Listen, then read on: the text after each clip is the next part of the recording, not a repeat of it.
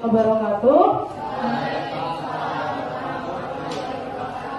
Selamat siang anak-anak kelas 11 elit. Gimana kabarnya? Baik. Untuk mengawali kegiatan pada awal semester ini, semester 1 ya, tahun ajaran 2024-2025, mari kita membuat yang namanya keyakinan atau kesepakatan kelas, ya. Nah, saya sudah tahu keyakinan atau kesepakatan kelas itu apa? Belum. Oke, jadi keyakinan atau kesepakatan kelas itu adalah hasil kesepakatan, hasil diskusi dari kita semua, ya. Murid dari kelas 11 Teknik Elektronika Industri, ya. Jadi nanti kalian silakan, nanti Bu Fitri kasih ini, ya, kertas. Nanti kertas di sini silakan ditulis apa yang ingin disepakati menurut kalian. Nanti ditempel di sini. Jadi nanti tiap anak menempel. Jadi nanti kita bisa simpulkan, oh kelas ini ingin kesepakatan yang seperti apa. Ya, nah sebelum kalian membuat kesepakatan kelas, coba bayangkan terlebih dahulu kelas impian kalian. Pasti kalian kan punya ya keinginan yang saya ingin kelasnya saya itu yang kondusif, atau mungkin kelas yang nyaman, di dalamnya ada kasih sayang dari semua teman-teman seperti itu. Ya, nah dari impian-impian itu nanti kalian akan muncul satu atau dua ya yang menjadi prioritas dari diri kalian. Ya, misalkan tidak boleh makan dan minum di kelas. Atau misalkan saya itu terganggu kalau misalkan di dalam kelas itu ada teman saya yang suka pinjam ballpoint. Nah, bisa ditulis, tidak boleh saling meminjam peralatan belajar seperti itu. Itu ya? Ya, paham semuanya? Paham. Oke. Sitik bae. Fitrinya main kapan lah? Wis Mas.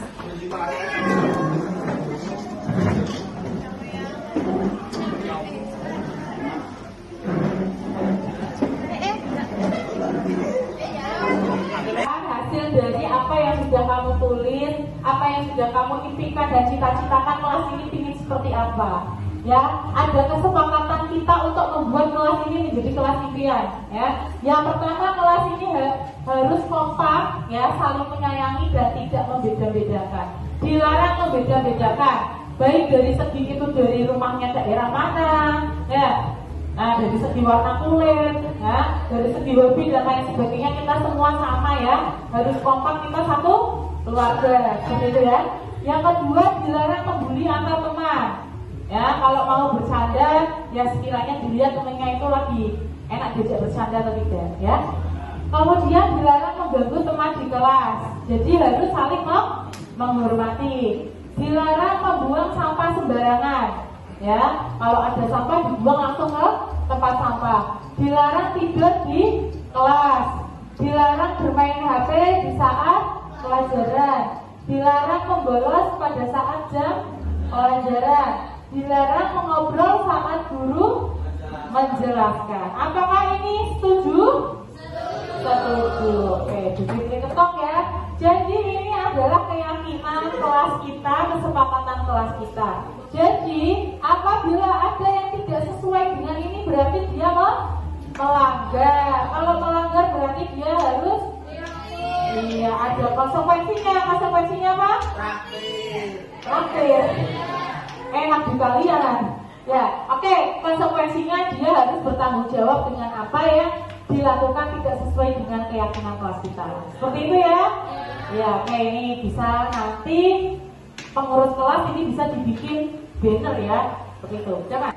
Assalamualaikum warahmatullahi wabarakatuh. Perkenalkan, nama saya Dia Pratiwi dari 11 Alin.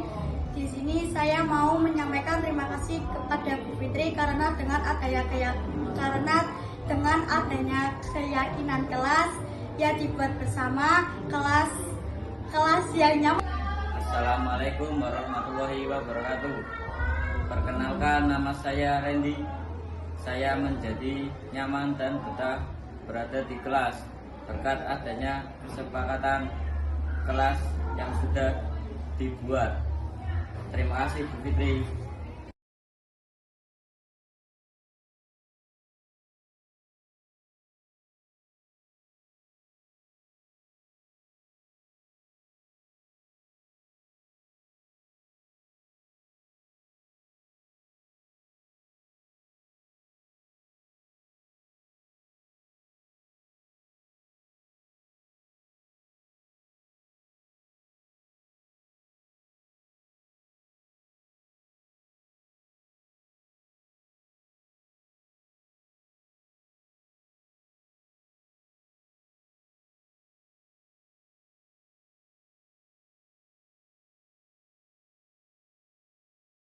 Hadiahnya Bapak Ibu Guru yang sudah berkenan untuk hadir di acara pada hari ini.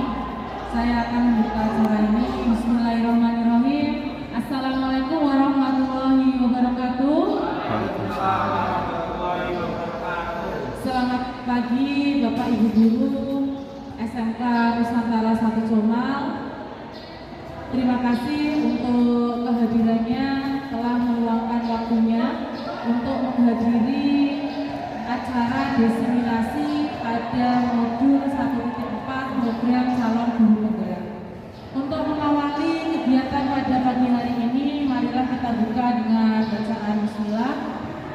Bismillahirrahmanirrahim. Semoga acara pada pagi hari ini dapat terlaksana dengan lancar dan membawa manfaat untuk kita semua. Amin amin ya rabbal alamin.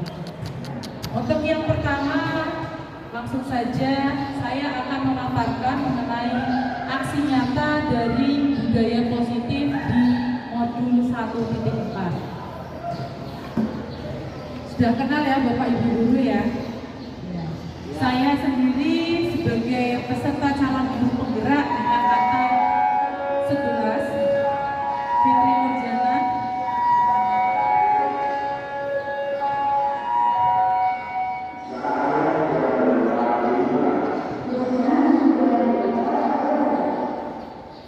Dan di sini saya akan memperkenalkan ada Bapak Fasilitator di kelas saya, ada Bapak Purwandono, SPD MPD.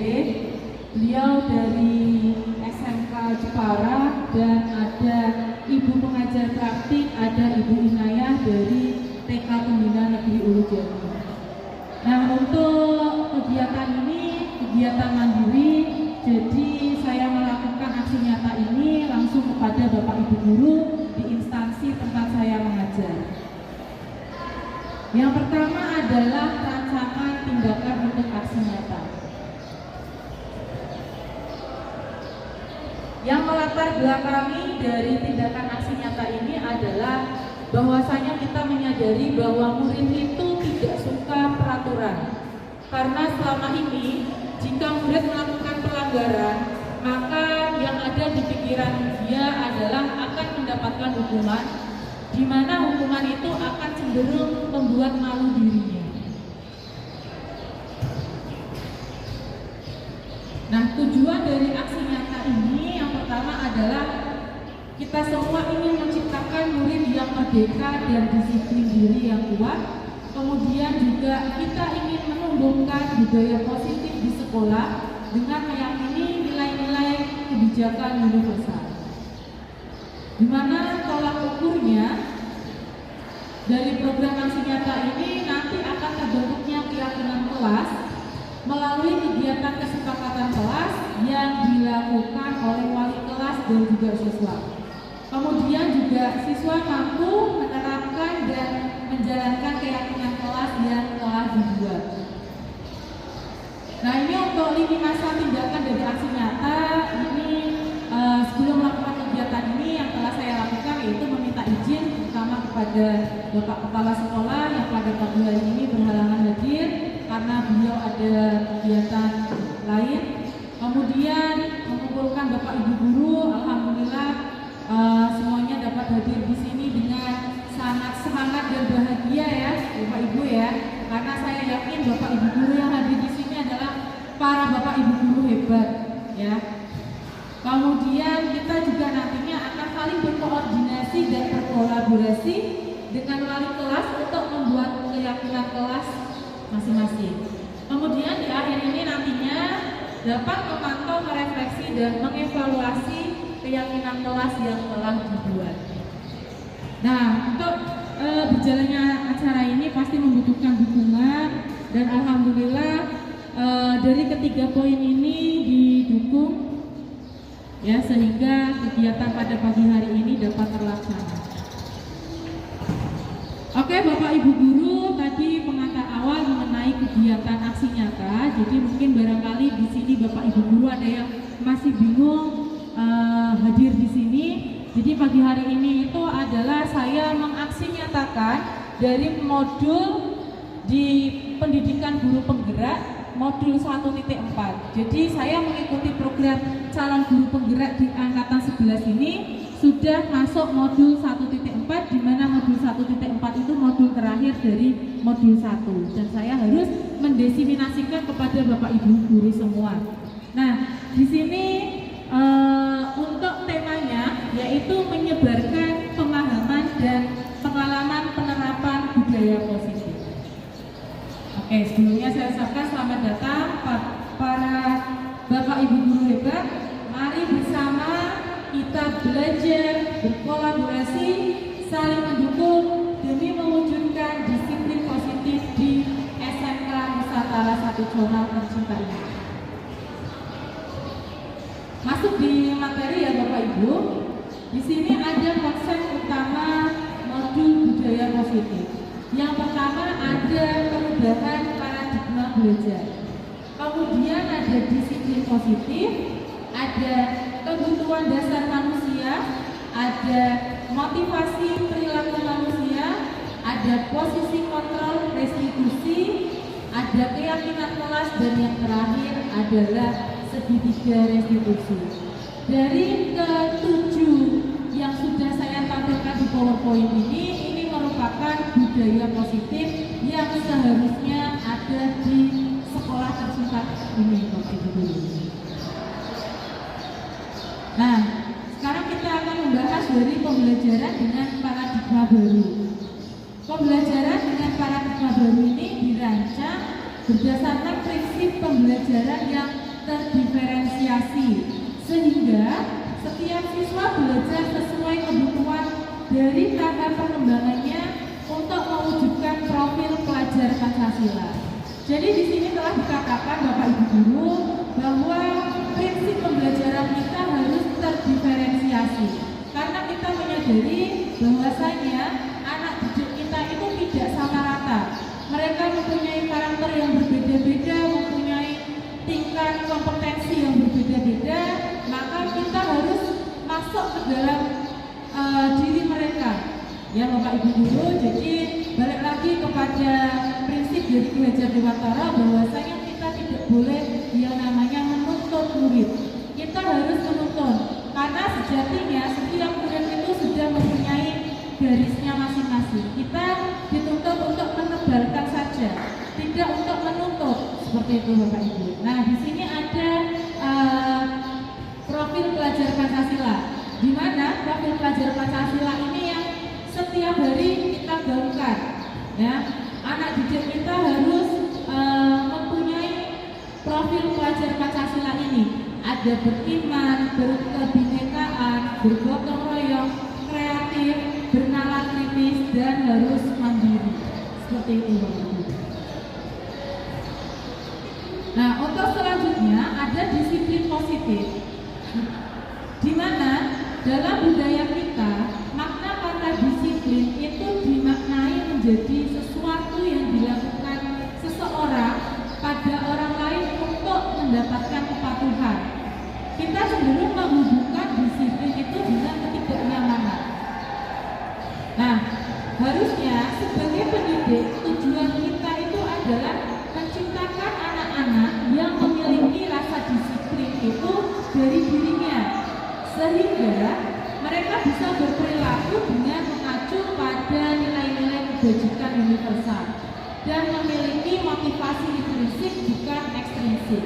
Artinya setiap murid itu disiplin itu bukan menjadi ketakutan, tapi menjadi panggilan dari diri mereka masing-masing. Nah, sehingga dalam disiplin positif ini merupakan salah satu cara dari penerapan disiplin yang mempunyai tujuan untuk menumbuhkan kesadaran, serta untuk memberdayakan anak untuk melakukan sesuatu yang tanpa sogokan, tanpa ancaman, tanpa iming-iming maupun hukuman. Jadi hati mereka tergerak untuk disiplin seperti itu, Bapak Ibu. Nah, di sini ada 5 kebutuhan dasar manusia. Ada bertahan hidup, ada kasih sayang dan rasa diterima, ada penguasaan, ada kebebasan, dan ada kesenangan. Nah, kita masuk kepada motivasi dari perilaku manusia, di mana motivasi itu merupakan dorongan yang timbul pada diri seseorang secara sadar atau tidak sadar untuk melakukan suatu tindakan dengan tujuan tertentu. Yang pertama yaitu menghindari ketidaknyamanan dan hukuman. Nah, ada murid yang melakukan disiplin diri karena apa? Karena dia takut untuk dihukum. Nah, ini merupakan motivasi ekstrinsik. Jadi dia tidak timbul dalam diri murid tersebut. Kemudian ada pula yang mendapat imbalan atau penghargaan dari orang lain. Murid cenderung melakukan sikap disiplin diri karena ia ingin mendapat imbalan. Biasanya ada reward seperti itu. Kemudian ini termasuk dalam golongan motivasi ekstrinsik, Bapak Ibu. Nah, yang baik itu adalah menghargai nilai-nilai kebajikan diri sendiri.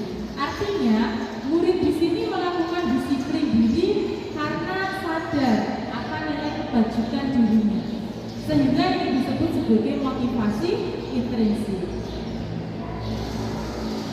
Nah, konsep disiplin dengan identitas gagal. Oke, di sini saya kelompokkan ada hukuman. Jadi di dalam hukuman itu biasanya cenderung mengakibatkan rasa menyakitkan, tidak nyaman, murid takut, memaksa, murid menyembunyikan kesalahan, dan murid menjadi rendah diri. Nah, ini disebut dengan identitas yang gagal, Bapak Ibu. Kemudian penghargaan. Jika kita memberikan penghargaan, itu tidak efektif. Karena apa? Karena itu bisa merusak hubungan, rasa iri. Oh, yang ini kok kalau berbuat baik nanti dia dapat reward misalkan. Yang ini tidak berbuat baik tidak dapat reward. Itu menyebabkan rasa iri di antara murid yang satu dengan yang lain. Sehingga yang tidak disiplin dia akan cenderung maka saya tidak butuh reward itu. Makanya dia tidak memacu. Ya, Bapak Ibu. Jadi sebenarnya pemberian penghargaan itu termasuk dalam konsep disiplin yang gagal. Kemudian mematikan kreativitas. Jadi murid di sini tidak ada rasa kreatifnya, dia hanya melakukan apa yang ada di situ dari dirinya. Kemudian menghukum dengan sistem ranking dan merampas hak menghargai dirinya. Nah, di sini ada konsep disiplin dengan identitas sukses. Ada konsekuensi. Kalau konsekuensi itu penguatannya jangka pendek. Perlu adanya monitoring berkelanjutan. Perlu adanya simulasi dan respon. Kemudian murid hanya menghormati peraturan dan kehilangan waktu untuk merenungi kesalahan. Nah, di sini ada yang namanya restitusi. Pasti Bapak Ibu guru pemangku BK sudah paham di sini.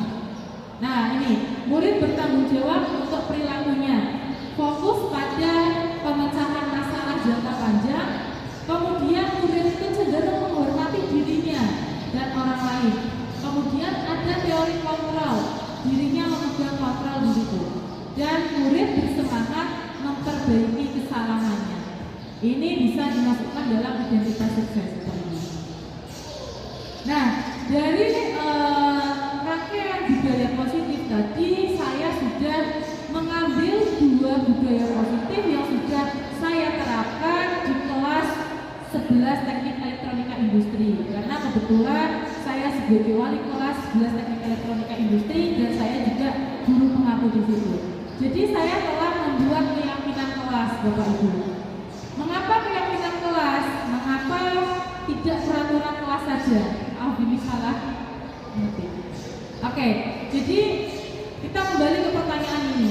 Mengapa kita memiliki peraturan tentang penggunaan helm pada saat mengendarai kendaraan roda 2? Nah, pasti itu kenapa Bapak Ibu kalau menggunakan helm untuk keselamatan, ya. Kemudian mengapa kita memiliki peraturan tentang penggunaan masker dan mencuci tangan setiap saat? Itu untuk kebersihan dan kesehatan, seperti itu ya. Nah, itu hanya untuk kalimat tematiknya saja. Nah, di sini adalah aksi nyata saya dalam kegiatan membuat keyakinan kelas yang saya lakukan di 11 teknik elektronika industri. Saya memberikan pengertian terlebih dahulu kepada anak-anak, lalu saya memberikan sticky note. Anak-anak menuliskan kelas impian mereka itu ingin seperti apa saja yang sekiranya tidak harus hadir di kelas itu. Lalu dari pendapat mereka tempelkan di papan tulis. Nah, kemudian saya memandu diskusi dengan mengelompokkan apa yang mereka tulis di sticky note tersebut, sehingga timbullah keyakinan kelas ini.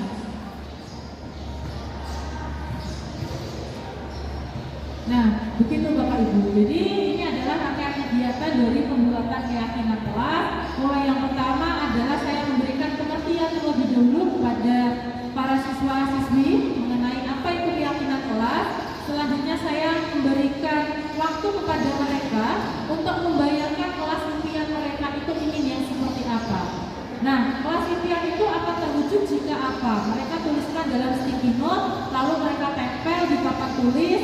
Selanjutnya saya memandu diskusi dengan mengelompokkan apa yang sudah mereka tulis. Dan jadilah poin per poin dari keyakinan kelas. Salah satunya yaitu disiplin waktu.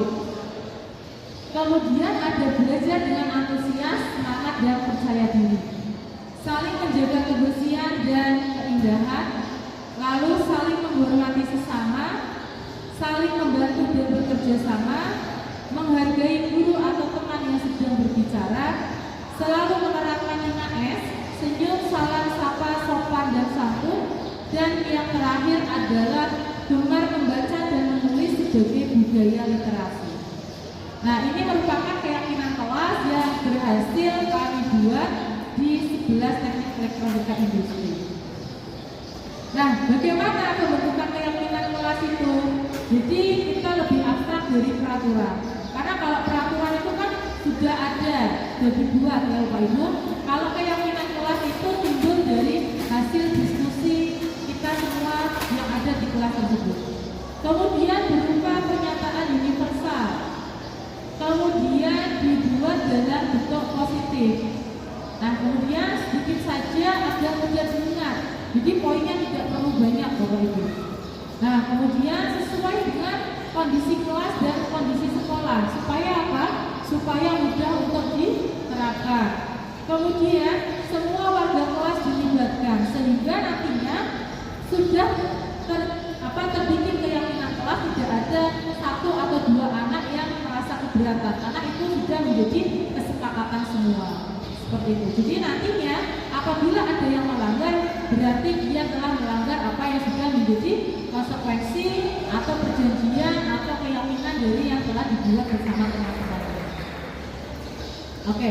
Nah, selain program keyakinan kelas, saya juga sudah melakukan aksi nyata dari namanya adalah segitiga restitusi Bapak Ibu. Di mana segitiga restitusi itu proses dialog yang dijalankan guru atau orang tua supaya menghasilkan murid yang mandiri dan bertanggung jawab. Ada 3 tahapannya ya Bapak Ibu. Yang pertama adalah menstabilkan identitas, validasi tindakan yang salah, dan menanyakan keyakinan. Di mana menstabilkan identitas ini berdasarkan prinsip membuat kesalahan. Kita perlu menanyai anak sadar tidak akan perbuatan apa yang telah mereka lakukan. Kemudian ada validasi tindakan yang salah. Nah, berdasarkan prinsip setiap perilaku memenuhi suatu kebutuhan kebutuhan tertentu.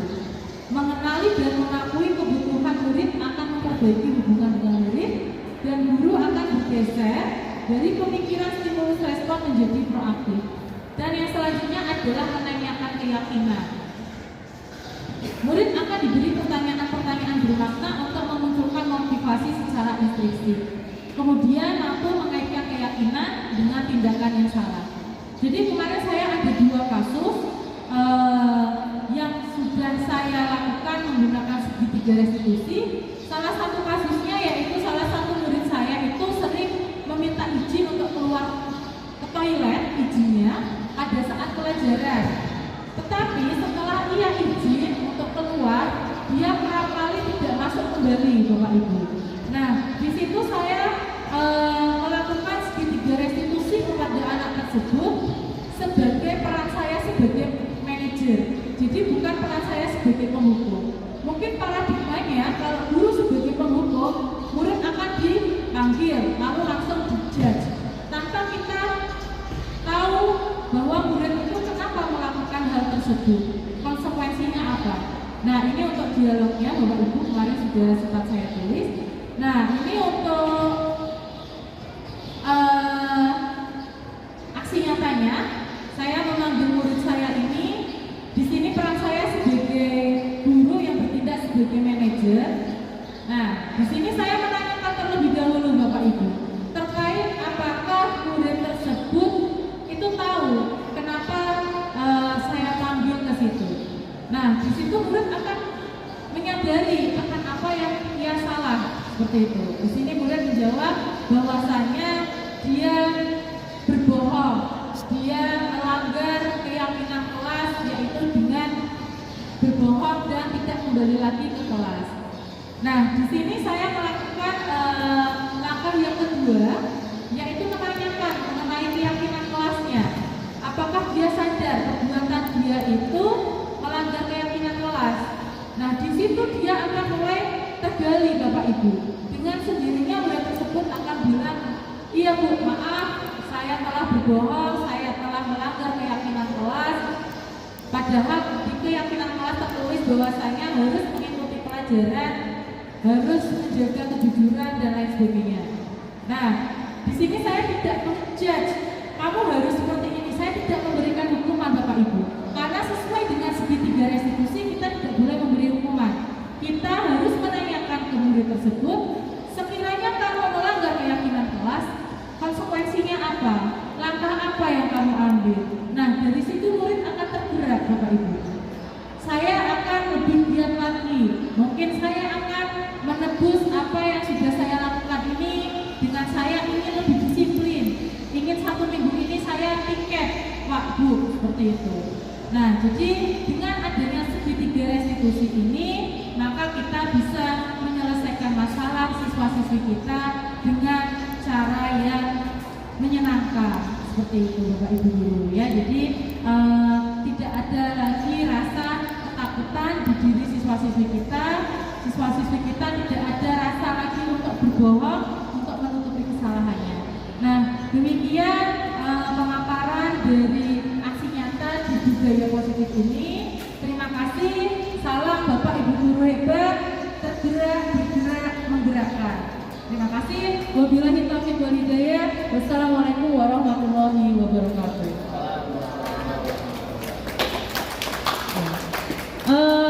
Demikian ya Bapak Ibu untuk presentasinya. Sekarang di sini saya akan memandu diskusi. Ya, karena saya lakukan sendiri, ada moderator dan ada notulen. Untuk diskusinya seperti ini Bapak Ibu. Silakan mungkin dari Bapak Ibu guru yang hadir di sini mungkin bisa menambahi atau mungkin bisa bertanya lalu kita sharingkan bersama, karena aksi nyata ini sifatnya saya tidak menggurui Bapak Ibu, bukan berarti ikut PGP pendidikan guru bergerak lalu menjadi seperti master pendidikan, bukan Bapak Ibu. Jadi di sini saya hanya sharing tentang apa yang sudah saya dapat di program pendidikan itu. Nah, saya yakin Bapak Ibu guru di sini pasti banyak pengalamannya, terlebih Bapak Ibu guru BK ya, yang setiap hari menangani kasus anak-anak, bagaimana cara penerapan di segitiga restitusinya. Apakah mungkin ada kendala atau bagaimana? Silakan Bapak Ibu. Atau mungkin dari Ibu kelas mata pelajaran bahasa Indonesia ada ya, bahasa Inggris. Ayo monggo Bapak Ibu. Oh ya, Bu Darti, terima kasih. Ini yang tadi sebelum ini ya, maksudnya yang bisa ini yang mundur ya. Itu beres itu sih. Mundur. Mundur lagi. Yang pertama. Ini apa? Menstabilkan identitas itu kok saya kurang paham. Oke, baik Ibu. Terima kasih untuk pertanyaannya. Mungkin ada lagi atau mungkin ada yang ingin sharing di sini. Oh iya, Bu Ayu.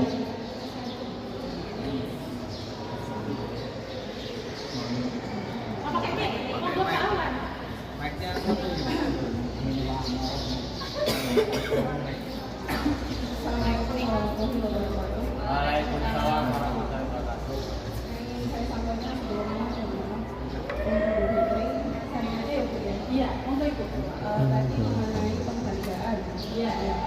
Kalau saya dulu mendapatkan bekal dari perkuliahan bahwa anak itu wajib atau nggak apa-apa menerima reward begitu. Apakah itu bisa menimbulkan rasa iri? Apakah kita sebagai pembimbing atau guru itu menghindari rasa iri itu biar anak tidak timbul iri? Atau malah justru kita harus mencari solusi agar kita tidak ada penyakit ini? Nah, soalnya dari segi agama biasanya anak itu kan prihatin ya, malamnya tahajud, ngaji atau memohon agar dia mendapatkan prestasi yang bagus di kelas. Dengan reward itu, guru kan biasanya ada pancingan, ya, mengasih reward hadiah. Apakah kita sebagai guru stop itu membuat anak iri yang lain karena dia tidak mengerjakan sesuatu hal? Apakah kita sendiri harus menolak itu atau harus kita semua cara sendiri? Ibu, terima kasih.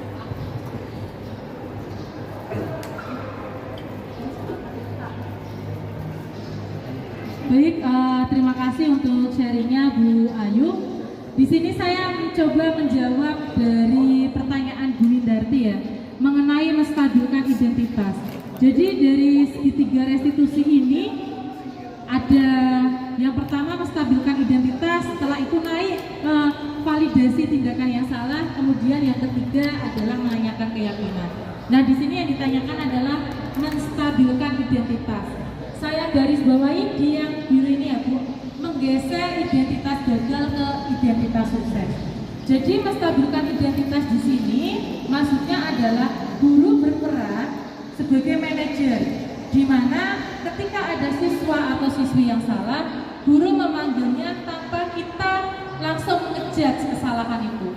Karena ada beberapa siswa atau siswi yang merasa tindakan mereka itu tidak salah. Seperti itu.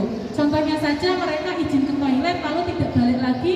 Mungkin ada beberapa anak yang berpikir, saya tidak salah. Saya sudah mengerjakan praktek, saya sudah mencatat. Nah, di sini menggeser identitas gagal itu contohnya juga ada yang, saya dipanggil Bapak Ibu guru ini, saya menjadi siswa yang gagal, siswa yang jelek di mata Bu Fitri, misalkan seperti itu. Siswa yang tidak berguna. Kadang ada beberapa siswa yang berpikir sampai ke situ. Nah, menstabilkan identitas itu menggeser pemikiran-pemikiran anak itu supaya mereka sadar atau mereka itu tahu, saya ini masih bisa dimaafkan atau saya ini masih bisa berbuat baik lagi, masih bisa memperbaiki. Dari contoh tadi yaitu saya memanggil siswa saya tidak tanya dulu, saya panggil kamu ke sini karena kamu membolos, itu tidak Ibu. Jadi kalau berdasarkan segitiga restitusi, ketika saya memanggil siswa, saya menanyakan di situ, Adiansyah tahu tidak kenapa Bu Fitri memanggil kamu ke sini? Jadi di situ siswa akan merasa, karena apa ya? Oh iya, karena saya membolos. Nah di situ siswa dengan sendirinya akan bilang. Jadi dia menggeser identitas gagal dia, artinya dia menjadi murid yang bandel dengan menggantinya ke identitas sukses. Artinya dia ada keinginan mengakui kesalahannya. seperti itu Bu Bita. Ya, cukup Bu. Oke, terima kasih. Terus selanjutnya ke Bu Ayu Puja. Pemberian reward ya Bu. Oke, sebenarnya kalau pemberian reward dalam hal prestasi itu tidak masalah. Contohnya saja, saya kerap ketika saya memberikan pembelajaran karena saya sebagai guru BPL itu kan misalkan di mata pelajaran pembuatan program. Nah, di situ anak kurang tertantang dalam membuat program cepet-cepetan. Ada yang nantilah biar selesaikan sampai jam terakhir. Nah, di situ saya menawarkan yang bisa mengerjakan sebelum istirahat saya kasih kuota. Nah, kalau yang seperti itu mungkin tidak masih itu penguatannya jangka pendek. Perlu adanya monitoring berkelanjutan. Perlu adanya simulasi dan respon. Kemudian murid hanya menghormati peraturan dan kehilangan waktu untuk merenungi kesalahan. Nah, di sini ada yang namanya restitusi. Pasti Bapak Ibu guru pemangku BK sudah paham di sini. Nah, ini murid bertanggung jawab untuk perilakunya. Fokus pada pemecahan masalah jangka panjang. Kemudian murid itu cenderung menghormati dirinya dan orang lain. Kemudian ada teori kontrol, dirinya memegang kontrol di situ. Dan murid bersemangat memperbaiki kesalahannya. Ini bisa dimasukkan dalam identitas sukses seperti ini. Nah, dari rangkaian budaya positif tadi saya sudah mengambil 2 budaya positif yang sudah saya terapkan di kelas 11 teknik elektronika industri. Karena kebetulan saya sebagai wali kelas 11 teknik elektronika industri dan saya juga guru pengaku di situ. Jadi saya telah membuat keyakinan kelas, Bapak Ibu.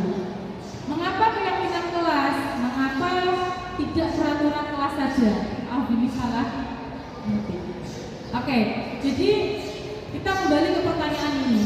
Mengapa kita memiliki peraturan tentang penggunaan helm pada saat mengendarai kendaraan roda 2? Nah, pasti itu kenapa Bapak Ibu kalau menggunakan helm untuk keselamatan, ya. Kemudian mengapa kita memiliki peraturan tentang penggunaan masker dan mencuci tangan setiap saat? Itu untuk kebersihan dan kesehatan, seperti itu ya. Nah, itu hanya untuk kalimat tematiknya saja. Nah, di sini adalah aksi nyata saya dalam kegiatan membuat keyakinan kelas yang saya lakukan di 11 teknik elektronika industri. Saya memberikan pengertian terlebih dahulu kepada anak-anak, lalu saya memberikan sticky note.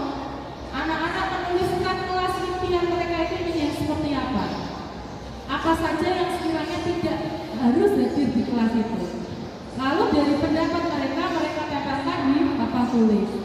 Nah, kemudian saya memandu diskusi dengan mengelompokkan apa yang mereka tulis di sticky note tersebut, sehingga timbullah keyakinan kelas ini.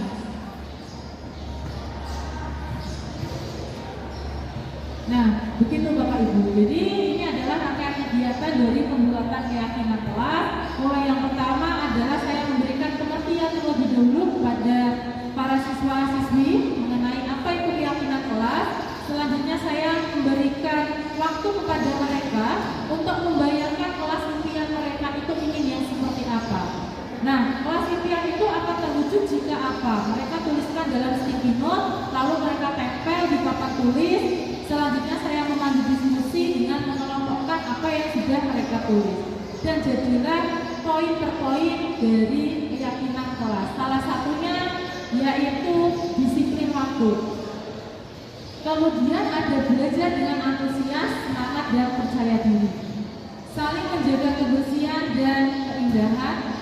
Lalu saling menghormati sesama, saling membantu dan bekerja sama, menghargai guru atau teman yang sedang berbicara, selalu menerapkan 5S, senyum, salam, sapa, sopan dan santun, dan yang terakhir adalah gemar membaca dan menulis sebagai budaya literasi. Nah, ini merupakan keyakinan kelas yang berhasil kami buat di 11 teknik elektronika industri. Nah, bagaimana pembentukan keyakinan kelas itu? Jadi kita lebih abstrak dari peraturan. Karena kalau peraturan itu kan sudah ada sudah dibuat ya Bapak Ibu.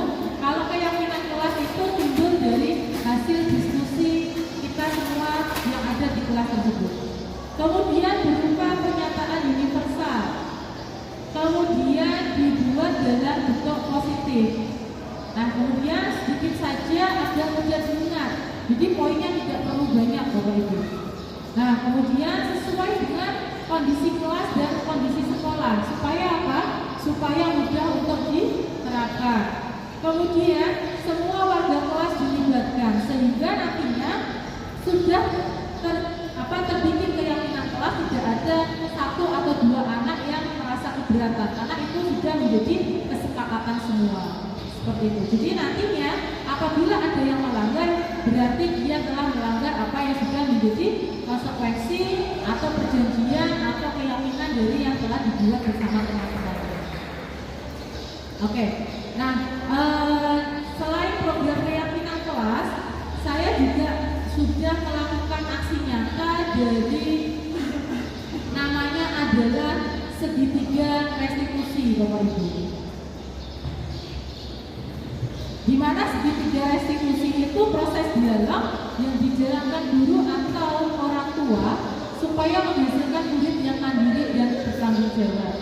Ada 3 tahapannya ya Bapak Ibu. Yang pertama adalah menstabilkan identitas, validasi tindakan yang salah, dan menanyakan keyakinan. Di mana menstabilkan identitas ini berdasarkan prinsip membuat kesalahan.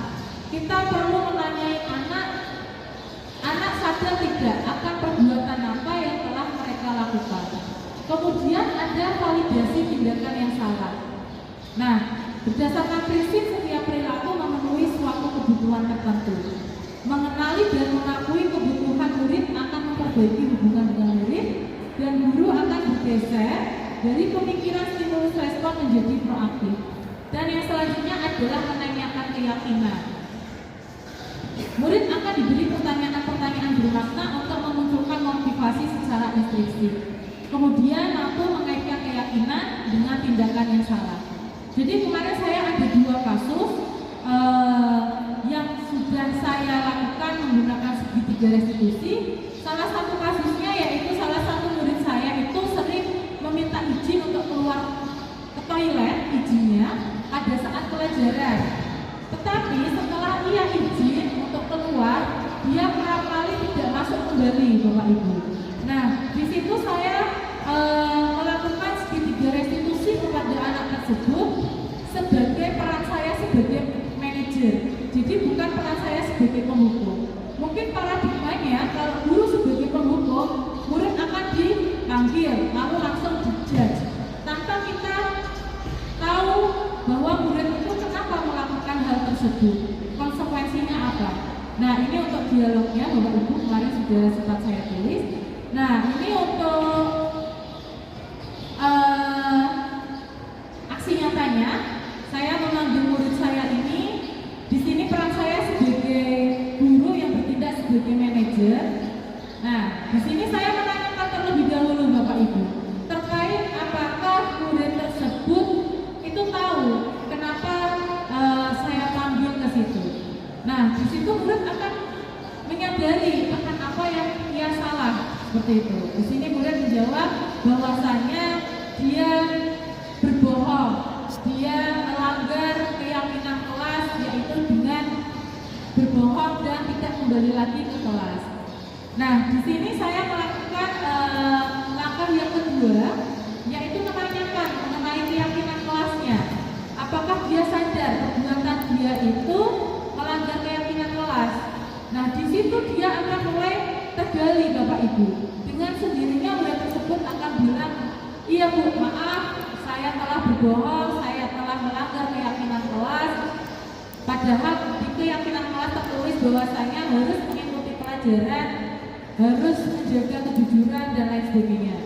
Nah, di sini saya tidak menjudge, kamu harus seperti ini. Saya tidak memberikan hukuman Bapak Ibu, karena sesuai dengan segitiga restitusi kita tidak boleh memberi hukuman.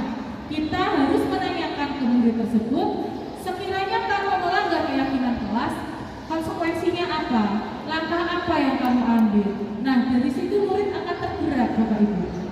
Saya akan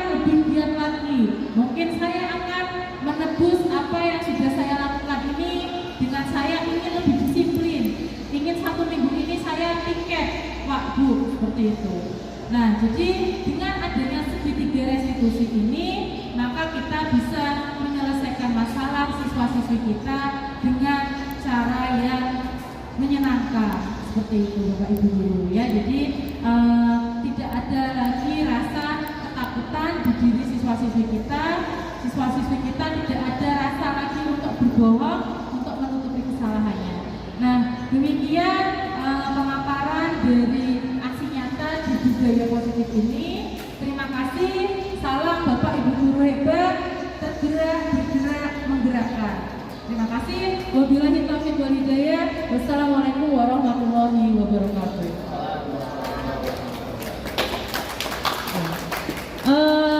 Demikian ya Bapak Ibu untuk presentasinya. Sekarang di sini saya akan memandu diskusi. Ya, karena saya lakukan sendiri, ada moderator dan ada notulen. Untuk diskusinya seperti ini Bapak Ibu.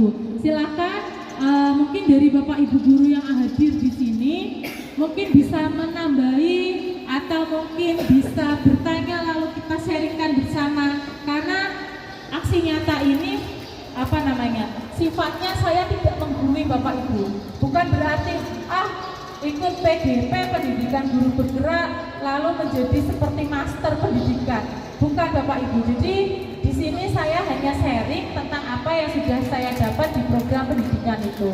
Nah, saya yakin Bapak Ibu guru di sini pasti banyak pengalamannya, terlebih Bapak Ibu guru BK ya, yang setiap hari menangani kasus anak-anak. Bagaimana cara penerapan di segitiga restitusinya?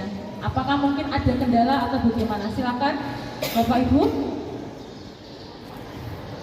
Atau mungkin dari Ibu kelas mata pelajaran bahasa Indonesia ada ya, bahasa Inggris. Ayo monggo Bapak Ibu. Ya, Bu Indarti, terima kasih. Ini yang tadi sebelum ini ya, maksudnya yang bisa diri yang Segitiga restitusi. mundur lagi. Yang pertama ini apa, menstabilkan identitas itu kok saya kurang paham. Oke, baik Ibu. Terima kasih untuk pertanyaannya. Mungkin ada lagi atau mungkin ada yang ingin sharing di sini. Oh iya, Bu Ayu.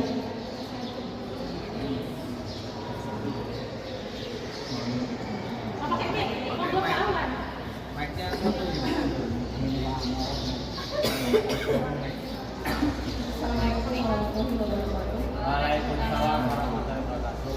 Yang ingin saya sampaikan sebelumnya adalah Idul Fitri. Hari aja ya Bu ya. Iya, monggo Ibu. Tadi mengenai penghargaan. Iya. Kalau saya dulu mendapatkan bekal dari perkuliahan bahwa anak itu wajib atau nggak apa-apa menerima reward gitu. Apakah itu bisa menimbulkan rasa iri? Apakah kita sebagai pembimbing atau guru itu menghindari rasa iri itu biar anak tidak timbul iri?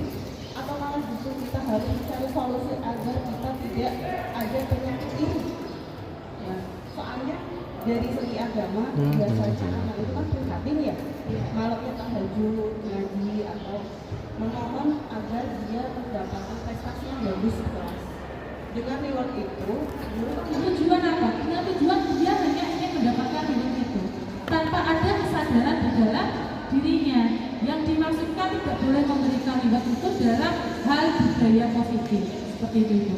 Tapi kalau dalam hal pembelajaran atau kompetensi tidak masalah. Itu mungkin akan menimbulkan keirian kepada mereka yang tidak ingin maju. Tapi kalau untuk di budaya positif, ketika memberikan reward itu akan menghambat kreativitas anak. Artinya mereka mau tertib kepada aturan karena ada iming-imingnya. Nah, ketika tadi Pak Burhan tidak bilang ke Anggora akan memberi sepeda listrik, besoknya dia berangkatnya jam 10 itu. Bahkan dia berangkatnya setelah istirahat saja, kan tidak dapat sepeda listrik. Itu mungkin seperti itu ya Bu ya. Atau mungkin kalau kamu membuang sampah secara rajin, nanti Bu Fitri kasih kuota. Sampah yang di jalan dimasukkan ke tong sampah biar dapat kuota dari Bu Fitri. Nah, itu reward yang semacam itu yang tidak diperbolehkan di dalam budaya positif. Jadi maksudnya itu budaya positif ingin menggerakkan setiap setiap siswa itu melaksanakan budaya positif sesuai dengan panggilan hati. Seperti itu ya Bu Ayu ya. Iya, mungkin sudah benar juga bahwasanya setiap anak, setiap siswa itu pasti menginginkan mempunyai prestasi yang bagus, banyak usaha, banyak kemudian ikhtiar ya Bu ya, supaya ranking 1 nanti dapat bebas SPP 6 bulan dan lain sebagainya. Nah, seperti itu sharing dari saya ya Bu, semoga kita bisa saling berkolaborasi lagi nantinya. Oke, mungkin cukup ya Bapak Ibu untuk presentasi dari tindakan aksi nyata dari modul 1.4 mengenai budaya positif. Saya ucapkan terima kasih sekali lagi kepada Bapak Ibu guru sudah mau datang untuk berdiskusi di sini. Kita saling berbagi, kita saling menggerakkan, ya, bergerak, dan yang paling penting itu kita tergerak dulu Bapak Ibu. Mau budaya positif dari diri kita dulu harus tergerak. Kemudian kitanya yang harus bergerak. Setelah itu kita bisa menggerakkan lingkungan sekitar kita. Begitu dan budaya positif. Artinya seperti ini. Apabila ada siswa yang misal Pak Burhan sebagai guru BK-nya, Anggora kamu kalau berangkat pagi saya kasih kuota. Adiansa kalau kamu berangkat pagi saya kasih sepeda listrik, misal seperti itu. Dia akan berangkat pagi dengan tujuan apa? Dengan tujuan dia hanya ingin mendapatkan ilmu itu, tanpa ada kesadaran di dalam dirinya. Yang dimaksudkan tidak boleh memberikan reward itu dalam hal budaya positif seperti itu Ibu. Tapi kalau dalam hal pembelajaran atau kompetensi tidak masalah. Itu mungkin akan menimbulkan keirian kepada mereka yang tidak ingin maju. Tapi kalau untuk di budaya positif, ketika memberikan reward itu akan menghambat kreativitas anak. Artinya mereka mau tertib kepada aturan karena ada iming-imingnya. Nah, ketika tadi Pak Burhan tidak bilang ke Anggora akan memberi sepeda listrik, besoknya dia berangkatnya jam 10 Ibu. Bahkan dia berangkatnya setelah istirahat saja, kan dapat sepeda listrik. Itu mungkin seperti itu ya Bu ya. Atau mungkin kalau kamu membuang sampah secara rajin, nanti Bu Fitri kasih kuota. Sampah yang di jalan dimasukkan ke tempat sampah, biar dapat kuota dari Bu Fitri. Nah, itu ribet yang semacam itu yang tidak diperbolehkan di dalam budaya positif. Jadi maksudnya itu budaya positif ingin menggerakkan setiap siswa itu melaksanakan budaya positif sesuai dengan panggilan hati. Seperti itu ya Bu Ayu ya. Iya, mungkin sudah benar juga bahwasanya setiap anak, setiap siswa itu pasti menginginkan mempunyai prestasi yang bagus, banyak usaha, banyak kemudian ikhtiar ya Bu ya, supaya ranking 1 nanti dapat bebas SPP 6 bulan dan lain sebagainya. Nah, seperti itu sharing dari saya ya Bu, semoga kita bisa saling berkolaborasi lagi nantinya. Oke, mungkin cukup ya Bapak Ibu untuk presentasi dari tindakan aksi nyata dari modul 1.4 mengenai budaya positif. Saya ucapkan terima kasih sekali lagi kepada Bapak Ibu guru sudah mau datang untuk berdiskusi di sini. Kita saling berbagi, kita saling menggerakkan, ya, bergerak, dan yang paling penting itu kita tergerak dulu Bapak Ibu. Mau budaya positif dari diri kita dulu harus tergerak. Kemudian kitanya yang harus bergerak. Setelah itu kita bisa menggerakkan lingkungan sekitar kita. Begitu ya Bapak Ibu guru. Akhir kata saya mohon maaf yang sebesar-besarnya apabila dalam penyampaian diskusi kali ini ada salah-salah kata atau tutur kata yang kurang berkenan. Saya lakukan. Wabillahi taufiq wal hidayah. Wassalamualaikum warahmatullahi wabarakatuh.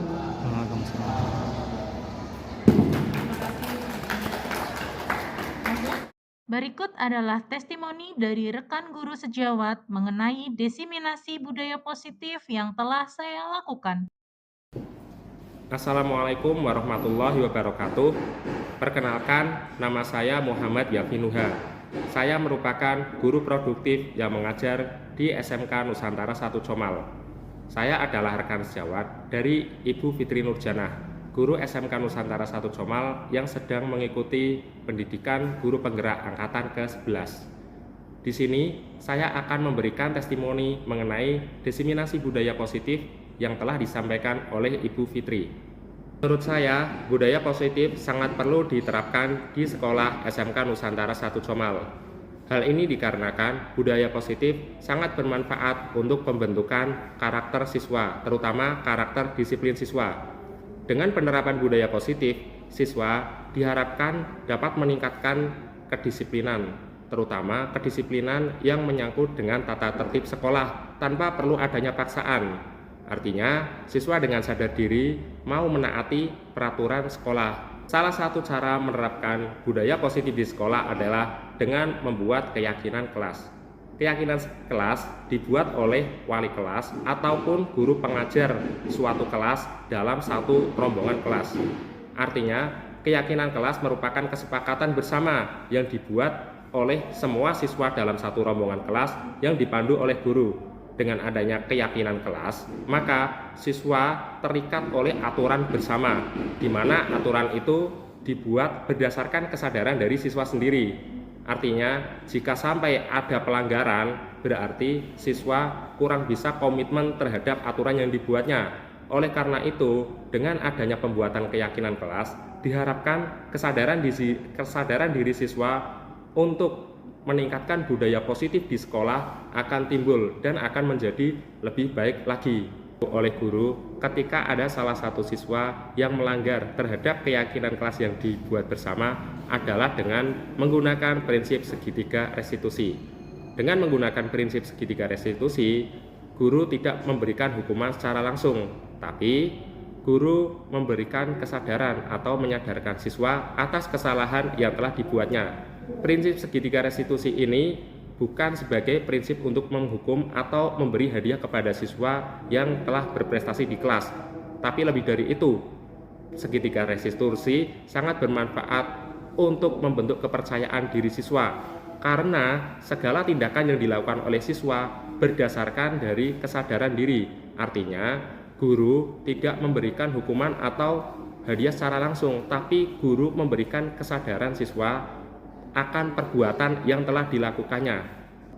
Menurut saya, kegiatan desiminasi yang telah dilakukan oleh Ibu Fitri Nurjanah telah memberikan inspirasi bagi kita semua. Desiminasi itu menyadarkan kita semua akan pentingnya peningkatan budaya positif, terutama peningkatan yang dilakukan oleh diri sendiri dan peningkatan terhadap siswa. Salah satu cara meningkatkan budaya positif di kelas adalah dengan menggunakan atau dengan pembuatan keyakinan kelas. Namun, jika sampai ada pelanggaran yang dilakukan oleh siswa karena adanya pelanggaran terhadap keyakinan kelas, guru dapat menggunakan segitiga restitusi seperti apa yang telah didesiminasikan oleh Ibu Fitri. Dengan demikian, manfaatnya sangat besar desiminasi yang telah disampaikan oleh Ibu Fitri Nurjanah kepada semua rekan guru SMK Nusantara 1 Comal.